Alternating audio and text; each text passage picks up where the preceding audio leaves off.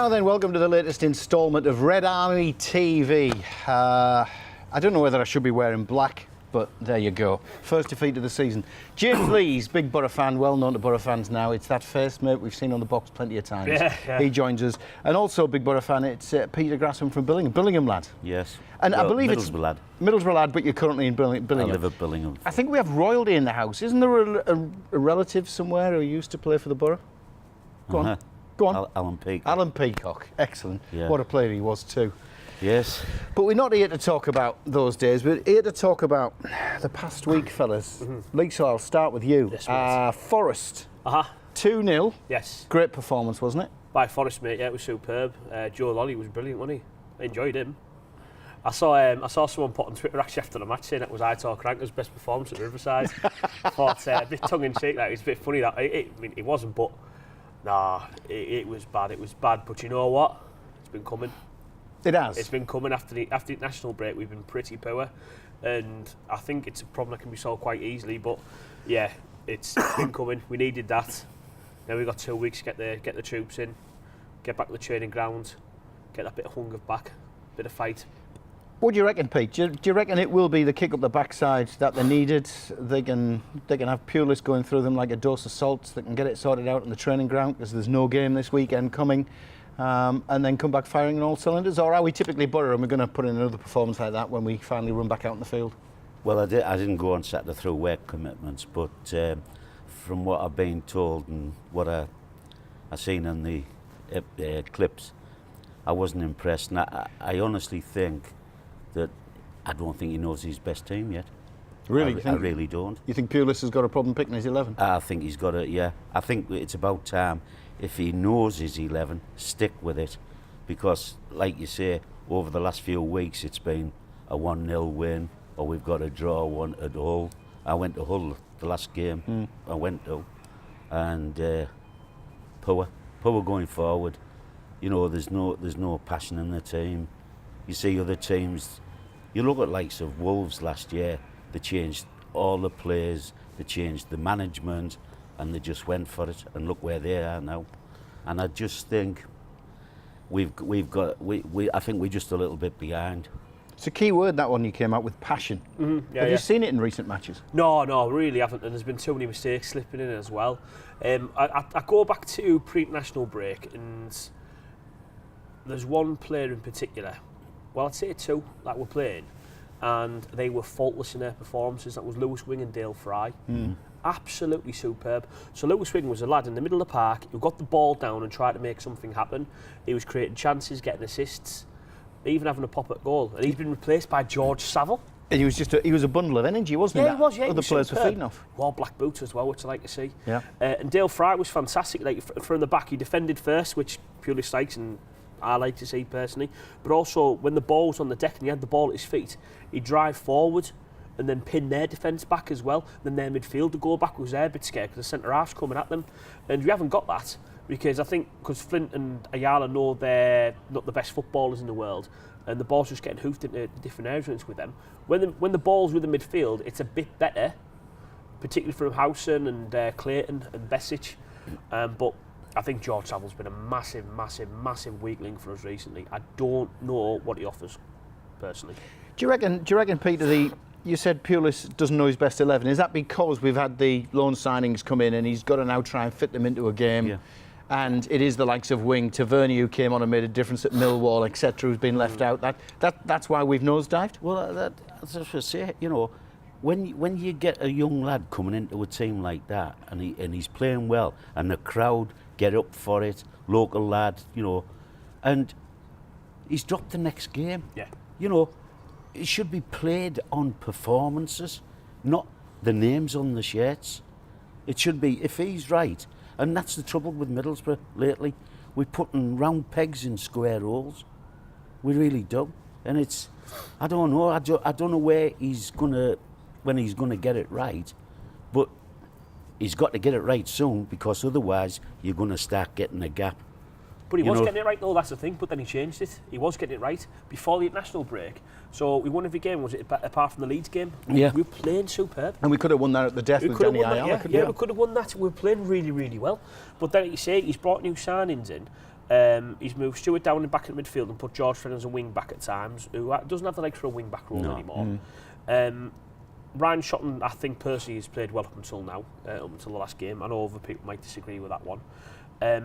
And yeah, we had that creativity. Hang on, did you just say Ryan Shotton's played well? Up until this game, yeah. Oh, I know okay. you're going to disagree with that one, Dave. Okay. But I really do think he has done. He's been all right. He's defended well. It's all I can expect. I honestly think Paddy McNair's waiting in the wings to take that position off him, though. Yeah. And I'm looking forward to seeing that because I'm a big fan of Paddy McNair personally. But we were doing things right. But the frustrating thing is, we go to Preston away in the Cup, make quite a few changes, fringe players go in there, put in good performances. Lewis Wing getting a fantastic assist included in that as well. And still, so he gets that assist. Right, got to be in the squad for Saturday. Not in the squad.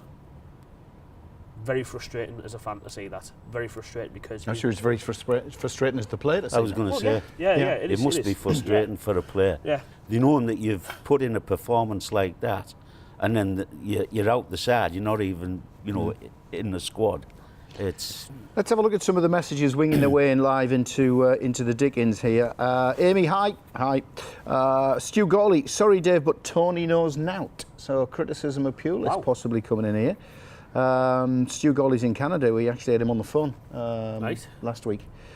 He's in British Columbia.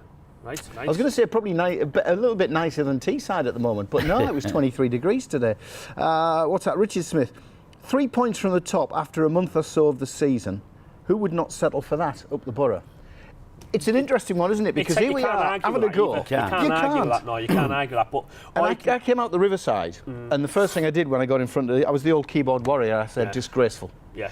Didn't put in a shift. No effort, no commitment, no passion, nothing. We pay our money week in, week. In fact, we pay our money at the start of the season. We're a season card holder. Yeah. We commit ourselves. There was no commitment from the players. Yeah.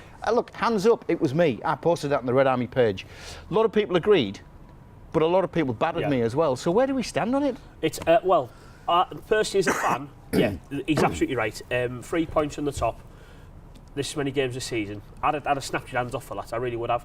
But on the other hand, you're only as good as your last performance for me, and I will judge us on our last performance. If we go after the international break, go win two on the bounce and play good football, I'll forget about what I said today. Now it was fit as a football fan, but I'd have took that beginning of the season, of course I would. But how many times have we played and we've had a good result and then we've had a bad result?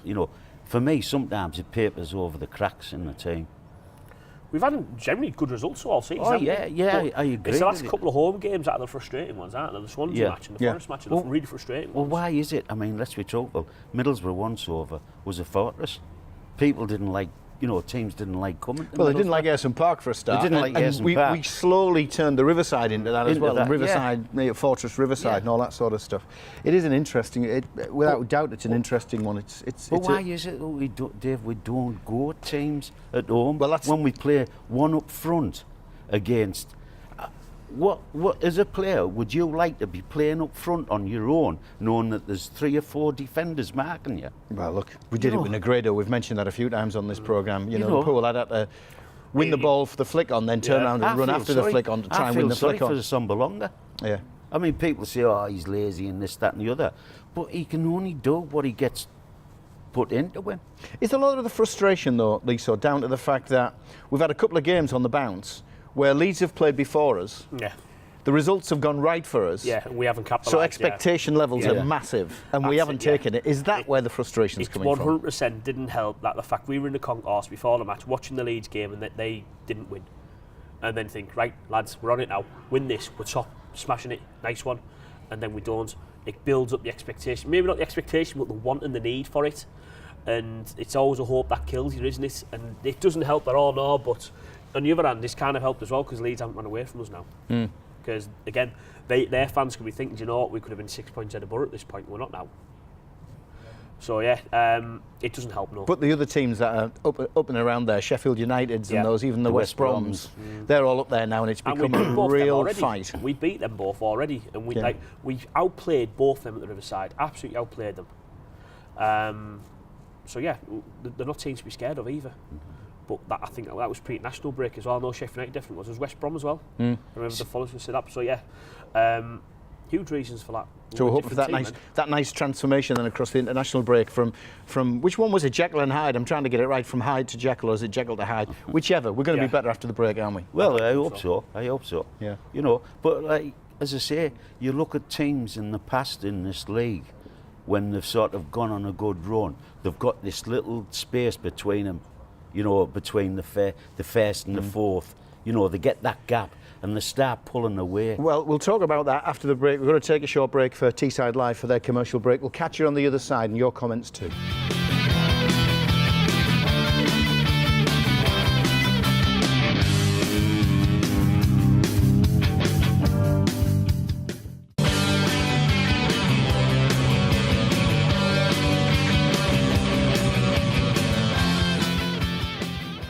Now then, welcome back to the Dickens Inn in Middlesbrough. It is Red Army TV.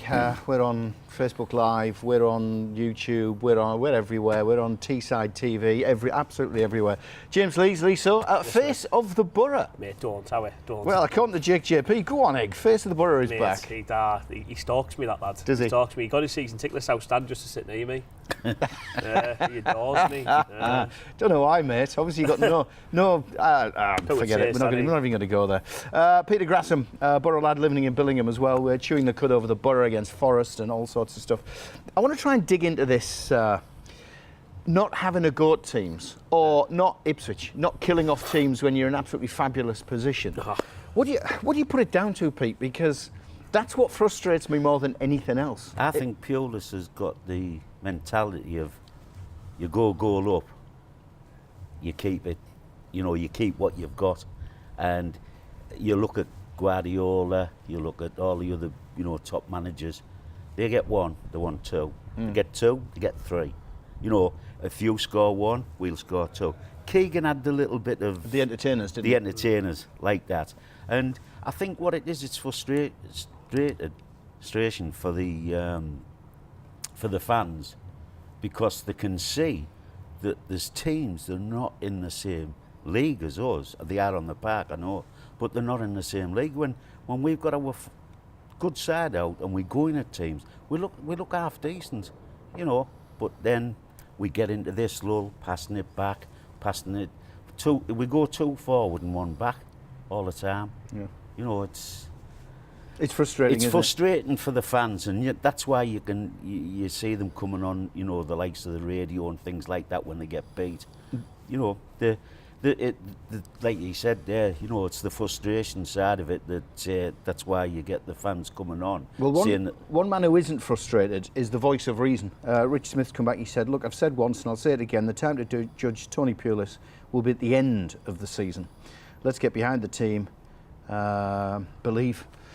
Am I expecting too much for the borough to kill off teams, to have a go, get them by the throat and batter them until they break down? Every week, then, yeah, you are. I mean, Richard's right, but you know, I'm always going to be behind my team. It's the reason I go there every week. I am too. I'm behind my team. It doesn't mean I'm not going to be frustrated when I see what I don't like. It's no, I pay me money, and if I don't like it, I'm going to say. And it might be an opinion people don't like, but no, that's the way it is. Football's a game of opinions, isn't it? It's for everyone to watch, everyone to have their opinion. If there wasn't for that, he wouldn't be commenting on Facebook now. I wouldn't be sat in your show now talking about it. That's the way it is. But yeah, you have to judge Pulis at the end of the season. If we don't at least get in the playoffs, it will be ultimate failure for our football club this season. But your point there about putting teams to the sword and whatnot, we've proven before the first international break, we were able to do that. First home game of the season, we were like, oh, I don't know what's going to happen here. We haven't had a great transfer window. We go and knock 3 past Sheffield United. Then we knocked 2 past Birmingham the game after. It's like, that's not too bad, this. This is all right, isn't it? And then we went and knocked 2 against Bristol City the game. I think, well, we're a good team now. We're scoring goals. Then suddenly there's a change. Again, it's about putting a run together in the Championship. And yeah, Pulis should be judged at the end of the season, but over the last 6 games, we have not been what we should expect as a football team. Should have expected more. I expect more. Luckily, this league's quite poor this year, so no one's run away from us. So we're still in the hunt for it, but we need to improve before somebody puts a run together. Let's have some more of your comments in that are coming in on Facebook. Jackie Dawson, we're a lot better this time. We're a lot better this time of the season than we were last season, so I'm not worried yet. I'll put the dog's teeth in, I might do a better job. Scott Jensen, I agree with the big lad about Saville. Don't see what he brings to the team. He's no better than what we've got. Andrew McDonald, evening from Abu Dhabi. Dave, keep the faith. I am keeping the faith.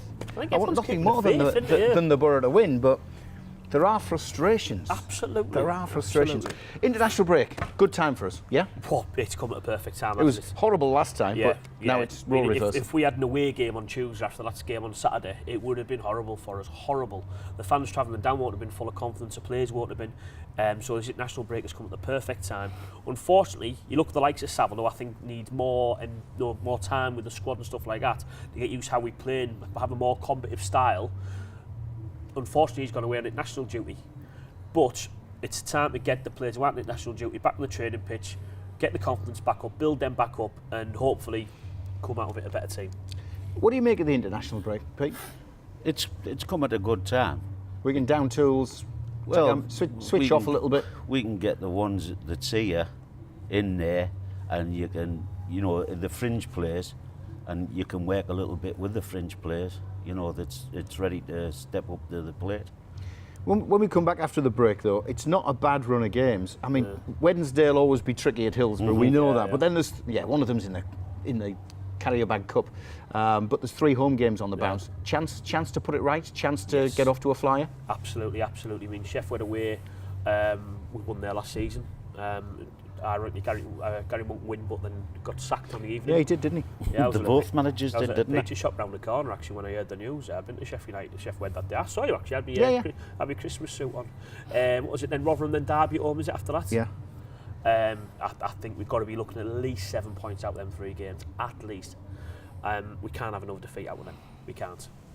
Will that get us well and truly back on the rails? Do you reckon? Or Well, it'll put us in the mix. It all depends what the other teams have, got on. Like say West Brom's. You look at Norwich now. Norwich are coming strong. They are. There's a big mix now. Because the likes of Leeds and the Borough were dropping points and regularly dropping points. It's allowed the others to catch up, and it's. Is that a problem because there's so many now? Believe give us a couple of wins and we can be top dogs. It doesn't create a problem. I think it creates an opportunity. It creates for them. For anyone. Yeah. For anyone. It creates any team, I'd say, in that top 10 at the moment. Any team that puts a good run together now after this international break will be the leaders going into Christmas. And those are the ones that are then going to be, those are the ones to catch. So like we did in our promotion season, we came out around this period, we had a couple of sticky games, got beat by Bristol at home and stuff like that. Then we came out with this same international break and we went one hell of a monumental run. And then by Christmas we were top and we were coursing that league at that point. And we ended up getting promoted. Okay, it was sticky patch at near the end of the season, but we got promoted. So it creates an opportunity to 1 or 2 teams are going to have to go on a run now. There's a big gap until there's any other break. So it creates an opportunity more than anything else. Pete, after the Forest game, Pulis came out and said we played like a sack of spuds. Comments like that, what do you reckon he's going to do to the psyche of the players? Will it be positive? Will it be negative? Well, I think it's a negative, I mean, it's all right telling the truth and saying you're not playing, but when you say, you played like a sack of spuds, I didn't like it. Didn't? No. Where do you stand on it? I like it. There's no time for mollycoddling footballers. You've got to think of it, Tony Pulis, he divides a pin, of course he does, but he's on that touchline kicking and heading every single ball that's on that pitch, and if he comes on after the players haven't performed how he expected and put the effort in what he expects, he's angry. So if you put that microphone in front of him straight away, he's going to tell you how he's feeling. He's not going to be like the robot we had previously or anything like that. He's going to tell you how he's feeling. So I'm all right with that. And I tell you what, I bet they've got one hell of a rollicking in that dressing room as well. I would say in the dressing room, yes, definitely. Yeah, they got stuck into him. But how much, Pete, should it be the manager he's the one who should have them motivated to go out there and start from the whistle? They should be motivated themselves. I understand what you're saying, if they're not putting the effort in and all that sort of stuff, but how much responsibility does the manager carry for that team going out in the frame of mind it's in? Well, he carries a hell of a lot on his shoulders, but it's down to the players to perform. It's down to them. They want to perform. They should be wanting. Let's be truthful.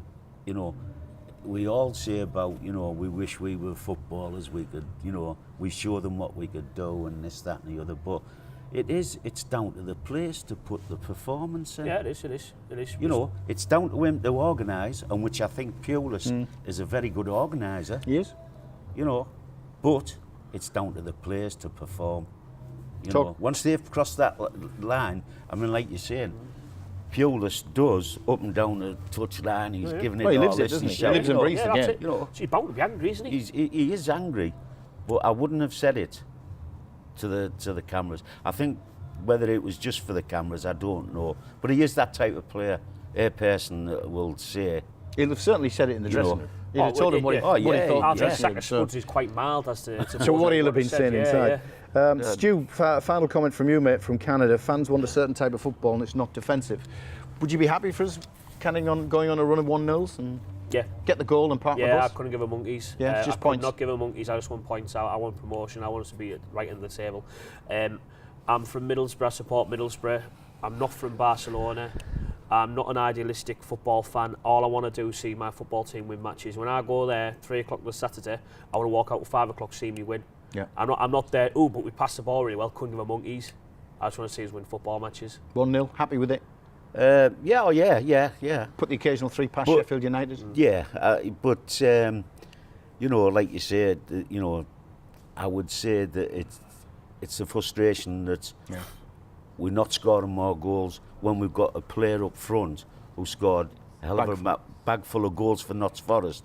He comes to away and he's struggling, and I honestly think it's the system that we are putting him in. Well, that's for another debate, and we'll do it again right here on Red Army. But we're out of time, fellas. Thanks for your time. Cheers, Right. yeah, Up thank the you. borough. Enjoy the international break.